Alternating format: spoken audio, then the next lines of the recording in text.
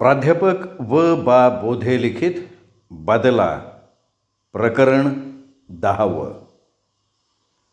तुळशीच्या लग्नाच्या मुहूर्तावर लग्नाचा मुहूर्त धरलेला. जयश्यानं दारातच लगीन घेतलेलं.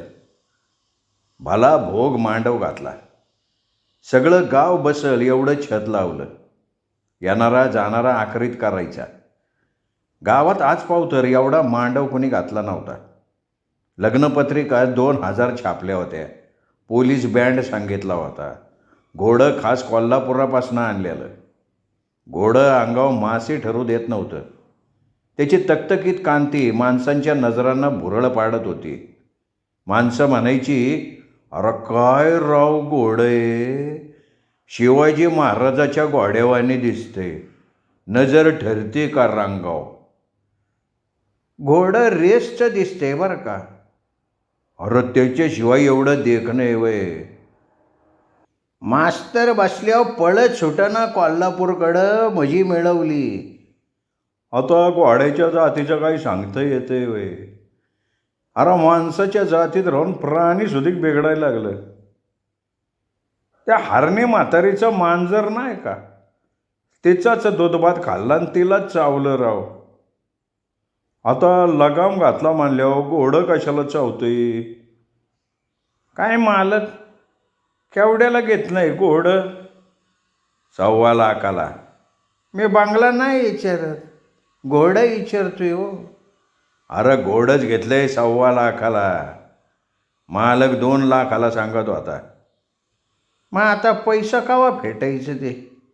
पैसे कावाच भेटलं, आता व्याज चालू झाले. म्हणजे ही 40वी सुपारी आहे. मी 5,000ची सुपारी घेतो. अयो अहो, इथं गरिबाचं लगीन होतंय 5,000त. होतंय की. धनगराचं घोडं वापरल्यावर 50 रुपयात मिळते धनगराची घोडी.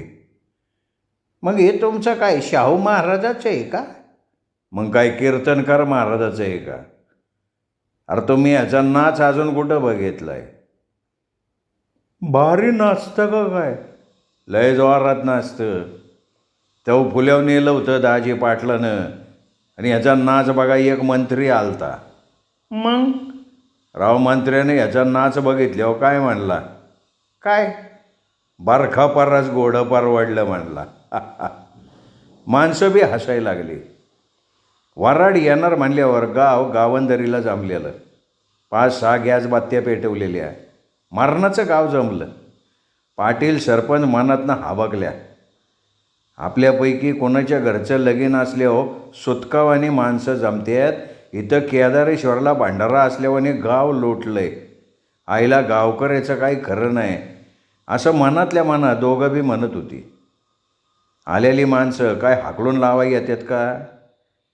निवडणुकीत जैशा पडला तरी गाव त्याच्या मागं आहे, मास्तरच्या मागं आहे. हे दोघांनी बी ओळखलं.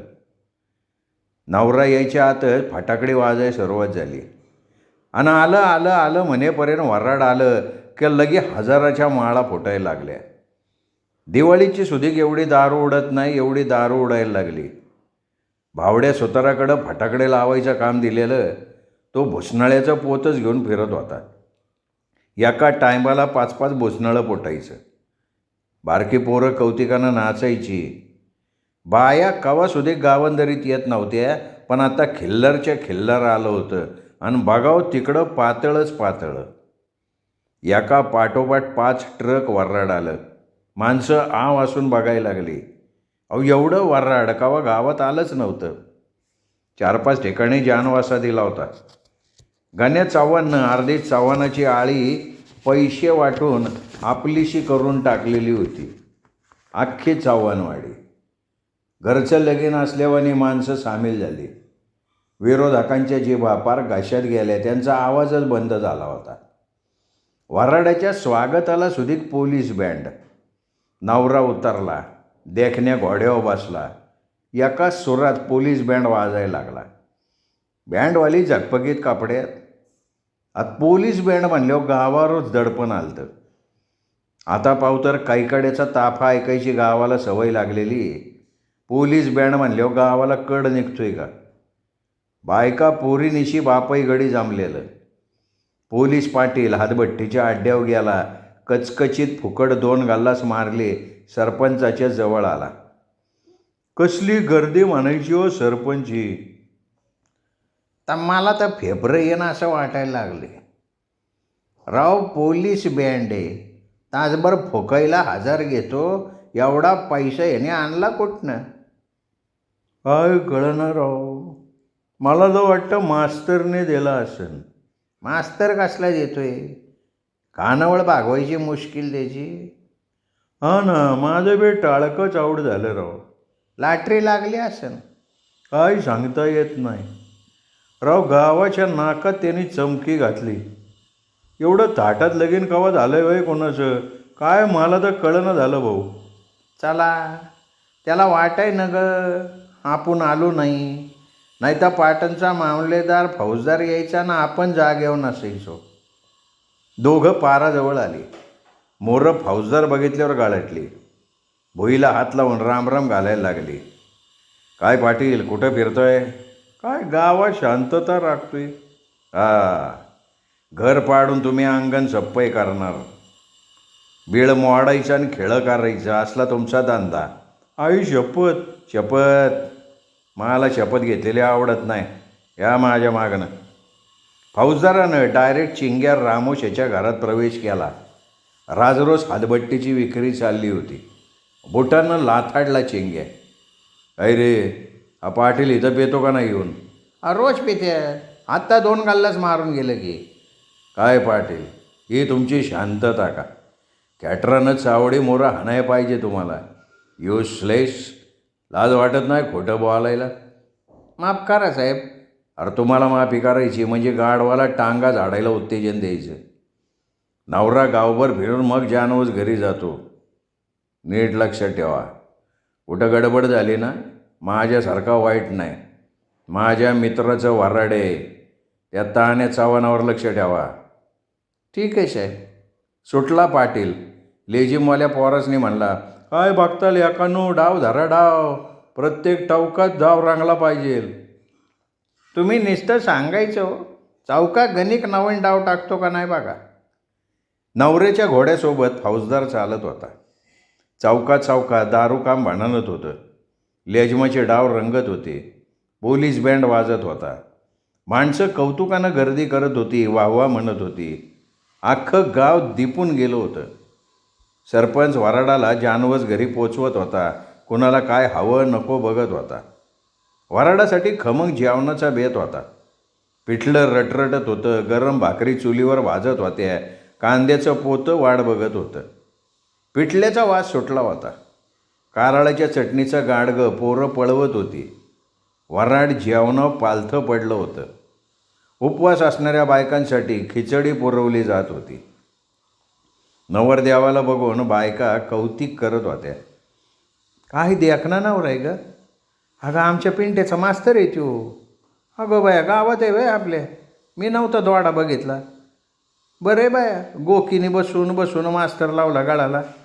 वय बाया तिच्याच घरात राहतोय तू. म्हणजे मेत कुटवाईलच आहे म्हणा की. काय की बाया, पण पोरगा पोरीला उजवाय बा. काम आले. गोकी काय वाईट आहे का? देवीवानी देखणी आहे. गावात अशी देखणी पोरगी नाही. पण त्या चव्हाणाच्या पोरानं नाशिवली की तिला. गपे बाया. फुलत्या फुलं बिब्बा वहतू न ग. अगं कुणाचं बी चांगलं होतं ना चांगलं बोलावं. वाईट बोललं ना किडं पडते जीवाला. अगं बाया मी कुठं वाईट बोलली. गोकीला चांगला नवरा मिळाला. बयाचं नसीब चांगलं. 5 टरक वराड आलं आहे. पाहुणा लय श्रीमंतीचा दिसतोय. काय की पण जयसिंगने जागा चांगली गाठली बरं का. घरोघरी हीच चर्चा. रातभर गावाला झोप नाही. सकाळी वराड मांडवात आल्यावर गावाचं डोळंच वाचलं. एका परास एक देखण्या बायका. प्रत्येकीचा गाळा सोन्यानं माकलेला. अंगाव हजाराशिवाय साडीच नाही. करवल्या तर सिनेमा नटीवानी देखण्या. गोकीच्या कुरवल्या उगा फुसकट वाटायला लागल्या. कॉलेजच्या 7-8 पोरी वासरात लंगडी गाय मिरवल्यावानी मिरवत होत्या. नवऱ्याकडच्या सगळ्या कुरवल्या देखण्या. बाया श्रीमंती थाटात वावरणाऱ्या. स्पीकरवर गाणं दणकत होतं, कहो ना प्यार है. गावातली पोरं चिकण्या पोरीच्याकडं तोंडात माशा जास्तवर बघत होती. म्हातारी माणसं मिळेल तिथं जागा गाठून बूड टेकत होती, म्हणत होती, कसलं वर अडमानायची, अरे जत्रा भरल्यावानीच वाटते, गावात एवढं भारी लगीन कवाच झालं नाही. हळदी लावाय लय बायकाची गर्दी, एकीचं बॉट लागस्तवर दुसरी हळद लावून मोकळी, बायकांची मुरकुंड नुसती. भटजीला लगीन लावायची घाई झालेली, सकाळ सकाळी लगीन ठेवलेलं. बाहेरगावची माणसं चहाचं पाणी घोटून पळत आलेली. कवा लगीन लागतंय आणि जेवणावर पालथं पडतोय असं माणसंसनी झालेलं. भटजी नवरीला आणा म्हणून कोकलत बसलेल्या.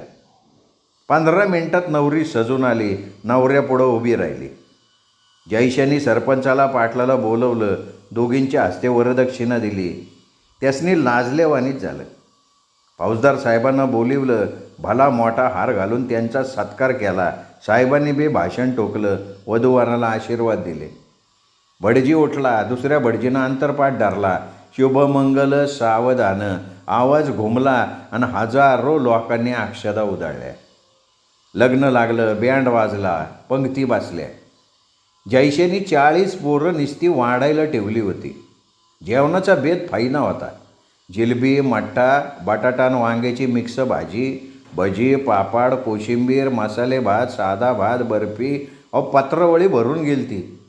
काय खावण काय नको असं माणसासनी चालतं. गावभर खमंग वास सुटला होता. त्यात उदबत्तीचे 50 पुढे फोडले होते. बागाव तिकडं गमगमाट, प्यायला सुद्धा गार पाणी. बॅरलमध्येच बर्फाच्या लाद्या टाकल्या होत्या. अलीकडच्या फेमस सिनेमातली गाणी स्पीकरवर वाजायला लागली होती. तरणी वाढपी पोरं नाचत होती. पोरी इटुकलं डोकं फुलवीत रंगीत कापडात फुलत होत्या. आहेराला ही गर्दी ओसळली. 4 पोरं वह्या पेन घेऊन बसली होती. पाकिटान बेकिटीची खोकी घेऊन जयश्या भानाजवळच्या पोत्यात टाकत होता. एक पोतं स्पेशल फुल पोशाखासाठी ठेवलं होतं. पातळ असो, स्पेशल फुल पोशाख असो, पोत्यात टाकायचा. 15 मिनिटात पोती भरली. दुसरी पोती आणायला पोरं पाळली. दोन्हीकडं आहेराची ही गर्दी. वराड जेवलं. मिळेल त्या वाहनानं पाहुणी रावली पसार झाली. भानाची आई घरोघर गेली. वडील भेटल त्या माणसाला भेटला. सारं घरदार जेवायला वडून आणलं. गावात आज पावतर असं कवा झालं नव्हतं. 10 पायल्याचा भात केला का गाव जीवन उरायचा. जयशेनं 22 पायल्याचा भात केला होता. 11 आचारी चुलवानाव खपत होतं. आमटीला बोरका असा आला होता का पहिला बोरक्यात ठसकाच लागला पाहिजे.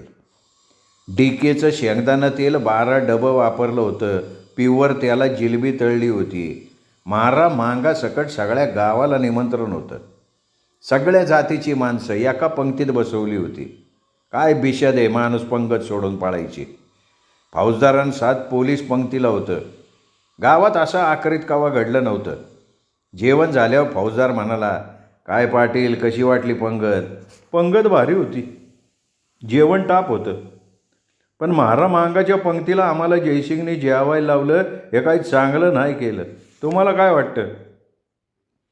रोज रामूश ह्याच्या गालासातनं मूत ढोसताय, बरं वाटतंय का? नाही तरी पण लेकानो, तुमच्या बायका 8-8 दिवस आंघोळी करतात का? गुर्राचं गोठ आणि तुमची घरं सारखीच. कौतुक सांगताय मोठेपणाचं. अर्धलित वस्तीत जाऊन बघा, आरशासारखं एक एक घर कसं स्वच्छ आहे. हे खरं आहे बरं का. तुम्हाला ना 12 महिने दलिताच्या पंक्तीला बसवलं पाहिजे. कोडगे राव तुम्ही, कोडगे. लाज नावाची चीज वाट्यालाच आली नाही तुमच्या. तो ताने दिसला का तुम्हाला? नाही साहेब. गावात आलाय का? तुमच्या घरात कोण तुमच्या बायकोचा दलाल बसलाय का रे? भाडव्या, असं वाटतं ना गोळ्या घालून कुत्र्यासारखा माराव तुम्हाला. साहेब पाय धरतो, माफ करा. तो खवीस रात्रीच येऊन बसलाय.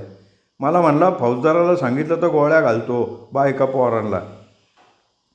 माझ्या माणसाने घेतलाय त्याला ताब्यात आणि गुंडाला आसरा दिला म्हणून तुम्हाला अटक करतोय मी.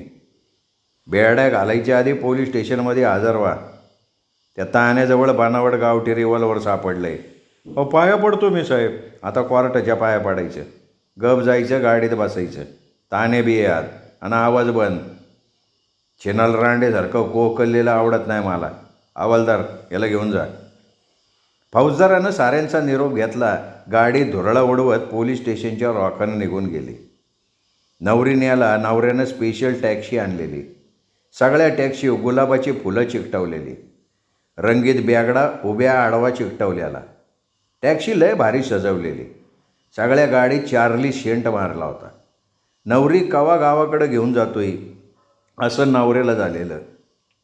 इकडं नवरीनं रडून कोयाळ माजवला. कवा दादाच्या गळ्यात पडायची, कवा भानाच्या गळ्यात पडायची. आईच्या गळ्यात पडून तो गोकी लय रडली. नवऱ्याच्या घरी जायचं असलं म्हणून काय झालं? पोरीसनी आईबापाचं घर सोडताना वाईट वाटणारच ना. सगळा जलम गावात गेलेला. सासरची माणसं कशी आहेत कशी नाही काय कळतंय? जयशेने तिचे डोळे पुसल्यान म्हणला, खोळाबाई रडती कशाला? मास्तर काय नवीन आहे का तुला? गप, 16 वेळेला न्यायला येतो मी. मास्तर, ही पोरगी माझ्या काळजाचा घड हवाली करतोय तुमच्या. दुखवू नका. सुखात वाढली सुखात ठेवा. अरे जयसिंगराव, तुम्ही काय काळजी करू नका. ती आमच्या घरात गेल्यावर तुला तुमच्या घराची आठवण पण होणार नाही. माझी भीतीच अपेक्षा आहे मास्तर. गोकुळाबाई आता रडा आवरा. तिकडं मास्तर बिवाड बघून काटाळले. गोकी सगळ्याचा निरोप घेऊन टॅक्सीत बसली. हात हलवायला लागली. टॅक्सी निघाली. मागोमाग वाट बघून काटाळलेलं ट्रक बी निघालं. पाहुणं रावलं गेलं. भर दिवसा गाव मोकळं झालं. गावाला कसंसं वाटायला लागलं. खळं उलगडल्यावानी झालं. आवराआवरीला सुरुवात झाली. जाणाऱ्या बायकासनी पातळणी शिवली. राहणाऱ्या मागं ठेवल्या. भाण्या 4 पोरसने हाताशी घेऊन आहेराची यादी तपासायला लागला. मंडपवाल्यानं मंडप उलगडायला सुरुवात केली. गुरुवानं राहिलेल्या इसणाऱ्या गोळा केल्या. तरुण पोरांनी 2 बॅरल भरून ठेवले. बाकीचं बॅरल ज्याचं त्याचं पोचवायला सुरुवात केली. दोघातिघांनी सतरंज्या ताडपत्र्या आवरल्या. बघता बघता मंडप होत्याचा नव्हता झाला. लगीन घरी मात्र कालवा उसळला होता. कुणाचा कोणाला मेळ नव्हता. लय जेवण शिल्लक राहिलं होतं. पालावरली माणसं बोलवून 2-4 वाटत होती. 12 बलुती येऊन बसली होती. जयशा प्रत्येकाच्या हातावर 50-50 रुपये ठेवत होता. 11 आचारी सामान आवरून बसले होते. नोटाचं बंडल हातावर पडलं. सायकलीला काड्या लावून पळून गेले. वाजंत्र्याची पोलिसाची गाडी पैसे घेऊन कवाच पासार झाली होती. दारात लगीन असल्यानं वारातीचा काय प्रश्नच नव्हता. तरी तरणी पोरं दारूसाठी आडून बसली होती. जयशेने 200 रुपये हातावर ठेवले. पळून गेली. सकाळी सकाळी गुर्रव शिंग घेऊन आला. नारळान 50 रुपये घेऊन इस्ताऱ्याचे वेगळे पैसे मागायला लागला. 20 रुपये शेकडाप्रमाणे इस्ताऱ्याचे 1000 पैसे वेगळे मागायला लागला. इस्ताऱ्याचे पैसे घेऊन निघून गेला. पण मांडववाला आला. तो 5000 घेऊन गेला. दिवसभर जयशा नोटाच वाटत होता. अरे कोणाचं काय राहिलं का बाना? काय माहिती. 12 बलुती भागवली का? भागवली की. आणि तो आवाजनं सांगणारा न्हावी तो बी भागवला. तो पोशाख घेऊन गेला. गावातल्या भवानी मंडळाचं स्वयंपाकाचं सामान आणलं होतं. 4 मोठी पातेली, 11 बादल्या, 11 वाटपी, 20 घमेली. शाबास, बरी आठवण केली. तू ते सामान आणि त्यांचं भाडं तेवढं पोचीव. द्या इकडं पोचवतो. हे पावती त्यांनी दिली. यादीप्रमाणे भांडी पाहिजे. नेट तपास आणि पोचीव सगळं. घे 7-8 पोरं घे. त्या पोरानं जेवायला बोलव घरी. लेझी मंडळाला 200 रुपयांना नारळ पोच कर. पुन्हा हाक मारल्यावर पळत येतात. माणसं कशी धरून ठेवली बाहेर. जयसिंग सगळ्या हिशोबातनं मोकळा झाला. तवा दिवस मावळला होता. घाम पुसत घरात आला. खाटेवर रांग टाकत भानाला म्हणला, घरात अर्धी ब्रँडीची बाटली आहे, तेवढी आण. तू बी घे. आणि आता कोणी उठवू नका म्हणावं. एक बातमी कळली का दादा तुला? कसली? अरे तान्या चव्हाण पोलीस पाटलाच्या घरात लपून बसला होता. फौजदार साहेबांनी त्याला जाग्यावर धरला. नाही तर भाडव्यानं लग्नाच्या मंडपात आज रक्ताचं शिपण पाडलं असतं. आई जगदंबे चौडाई तुझी कृपा आहे. तू पाहिला तो तुंबाड आण. भानानं हातावर ठेवलेली बाटली जयशेने सरळ तोंडालाच लावली. श्रोते हो, तुम्ही ऐकताय प्राध्यापक व बोधे लिखित बदला ही कादंबरी. आज 10वं प्रकरण तुम्ही ऐकलं. 11वं प्रकरण ऐकण्यासाठी उद्या भेटूयात दीपक रेगे कथाकथन चॅनलवर. पण श्रोते हो, अजूनपर्यंत जर तुमच्याकडनं चॅनल सबस्क्राईब करणं झालं नसेल तर प्लीज चॅनल तेवढं सबस्क्राईब करा. भेटूयात उद्या 11वं प्रकरण ऐकण्यासाठी. नमस्कार.